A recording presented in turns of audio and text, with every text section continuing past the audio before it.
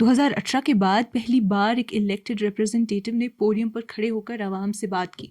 Chief minister Omar Abdullah के लिए ये सिर्फ एक स्पीच नहीं थी, बल्कि अपने और अपनी हुकूमत की हकीकत को दिखाने का एक इम्तिहान था। जो भी आवाम को दिया जाएगा वो इंडिया के कॉन्स्टिट्यूशन और डेमोक्रेसी के मुताबिक होगा। दूसरा, मरकज़ के खिलाफ लड़ने से फ़ायदा नहीं होगा, मरकज़ के साथ चलने से फ़ायदा होगा। स्टेटहुड की बहाली के लिए उन्होंने ऐलान किया कि एक सिग्नेचर कैंपेन चलाया जाएगा जो तमाम 20 डिस्ट्रिक्ट्स में होगा। पार्टी के वर्कर्स और रिप्रेजेंटेटिव्स ज़मीन पर जाकर लोगों से सिग्नेचर्स और थंब इम्प्रेशंस देंगे।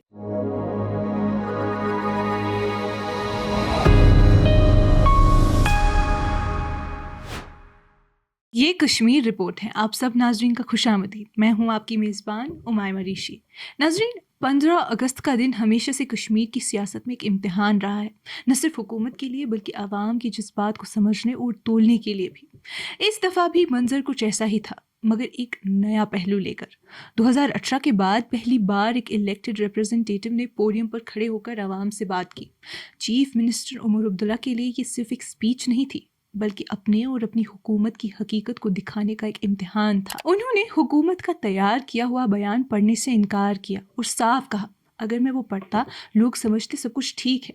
इस गुफ्तगू में एक तलक सच्चाई छुपी थी। जम्मू कश्मीर का मसला सिर्फ लॉ एंड ऑर्डर का नहीं, बल्कि आइडेंटिटी, स्टेटहुड और बराबरी का था। स्टेज पे स्पीच देखते वक्त उन्होंने कहा कि 6 साल बाद ये स्टेज एक इलेक्टेड हेड ने देखा है। हालात बदल गए हैं, लेकिन देर आए दुरुस्त आए। अब आवाम की अपनी हुकूमत है। उन्होंने स्टेटहुड को सबसे बड़ा मसला बताया और 90 कॉन्स्टिट्यूएंसीज में 8 हफ्तों का एक सिग्नेचर कैंपेन शुरू करने का ऐलान किया और कहा कि हम हर गांव, हर इलाके में जाएंगे और आवाम से सिर्फ एक चीज़ मांगेंगे, स्टेटहुड की बहाली। उन्होंने साफ कहा कि ये कैंपेन कुर्सी या पावर के लिए नहीं, बल्कि लोगों के हक के लिए है। अगर हम फेल भी हो जाएं, मैं मान लूँगा, लेकिन उन्हें यकीन है कि आवाम अपनी स्टेट वापस चाहती है। उमर का कहना था कि उन्हें जिस चेंज की उम्मीद थी वो ये थी कि जम्मू कश्मीर भी मुल्क के बाकी स्टेट्स के बराबर आए। जम्मू कश्मीर को बेहतरीन बनाना है और बाकी मुल्क के स्टेट्स के इक्वल बनाना है। लेकिन सवाल ये है, क्या हमने वो बराबरी हासिल की? क्या हमने वो स्टेटस वापस पाया? आखिर हम किस वजह से इस हालात में फंस गए? इस मुल्क में हमारी अपनी पहचान थी, हमारा स्पेशल स्टेटस था, अपना झंडा था, हत्ता कि अपना अलग कॉन्स्टिट्यूशन भी था। लेकिन आज हमारे पास कुछ नहीं बचा, स्टेटहुड तक भी नहीं।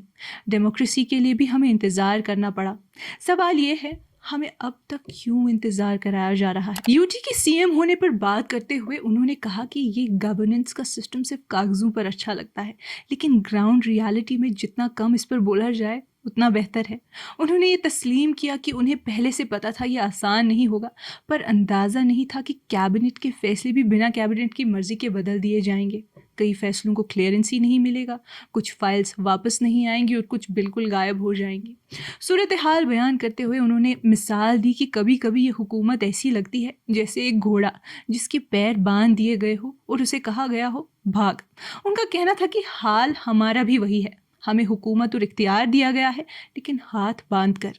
पर यह कहना कि इलेक्टेड गवर्नमेंट ने कुछ नहीं किया वो गलत होगा। उनका कहना था कि हुकूमत के हर डिपार्टमेंट ने अपने इख्तियार के दायरे में कोशिश की कि आवाम के लिए काम करे। रोज़गार की क्राइसिस को टैकल करने के लिए स्कीम्स बनाई गई। इलेक्टेड रिप्रेजेंटेटिव्स, एमएलएज के पावर्स भी वापस किए गए। कॉन्स्टिट्यूएंसी डेवलपमेंट फंड्स को 3 करोड़ से बढ़ाकर 4 करोड़ किया गया ताकि वो आवाम की मदद कर सके। लेकिन उन्होंने माना कि ये निज़ाम अभी ठीक तरह से काम नहीं कर रहा। आगे बात करते हुए उन्होंने कहा कि मैं और मेरे कैबिनेट मिनिस्टर्स असेंबली को जवाबदेह हैं, असेंबली के मेंबर्स आवाम को जवाबदेह हैं, इसमें कोई शक नहीं। लेकिन हमारे ऑफिसर्स अब इलेक्टेड गवर्नमेंट को जवाबदेह ही नहीं रहे, ये सबसे बड़ा मसला है। उमर ने कहा कि नए जम्मू और कश्मीर की बात तभी होगी जब असल बेहतरीन तब्दीलियां लाई जाएंगी। सिर्फ नया लफ्ज़ लगाने से कुछ नया नहीं बनता, लफ्ज़ के अंदर माने और रूह होनी चाहिए। लेकिन अफसोस कि हमें वो इख्तियार ही नहीं मिला। हमें स्टेटहुड का हक है, हमें उसकी बहाली का वादा किया गया है। सुप्रीम कोर्ट की रीसेंट हियरिंग में पहलगाम हमले का जिक्र आया। उमर ने कहा कि मुझे मंजूर है कि पहलगाम का वाक़या नज़रअंदाज नहीं किया जा सकता, लेकिन क्या हमें दोबारा सज़ा मिलनी चाहिए? सवाल ये है कि स्टेटहुड की बहाली का फ़ैसला कौन करेगा? अगर हुकूमत नहीं, अगर सुप्रीम कोर्ट नहीं, तो कौन? पहलगाम के मुजरिम या उनके पीछे जो ताकत है, या फिर सरहद की दूसरी तरफ बैठने वाले लोग? ये सज़ा उन लोगों को दी जा रही है जिन्होंने ये जुर्म किया ही नहीं।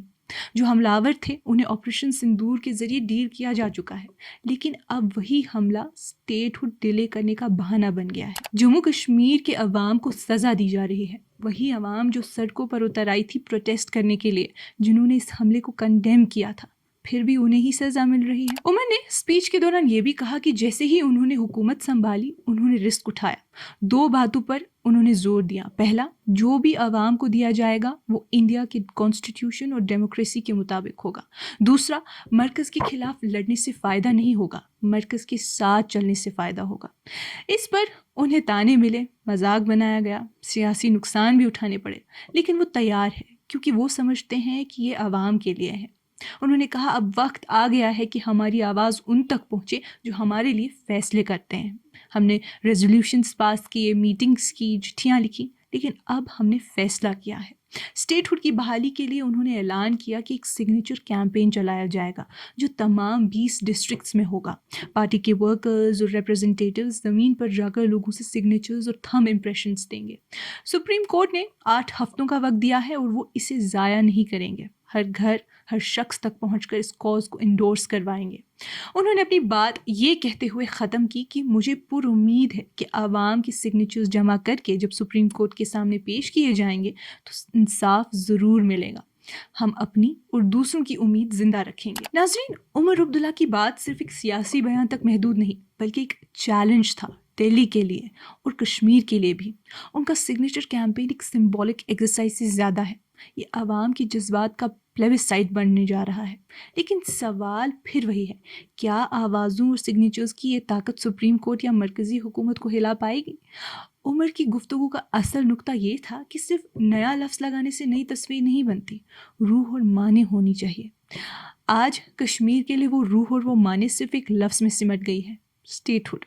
और इस दफ़ा इम्तिहान सिर्फ उमर अब्दुल्ला का नहीं है, बल्कि पूरे जम्मू और कश्मीर का है। नाज़रीन, आज की इस कश्मीर रिपोर्ट में इतना ही। बाकी मज़ीद मालूमात के लिए बने रहिए कश्मीर लाइव के साथ।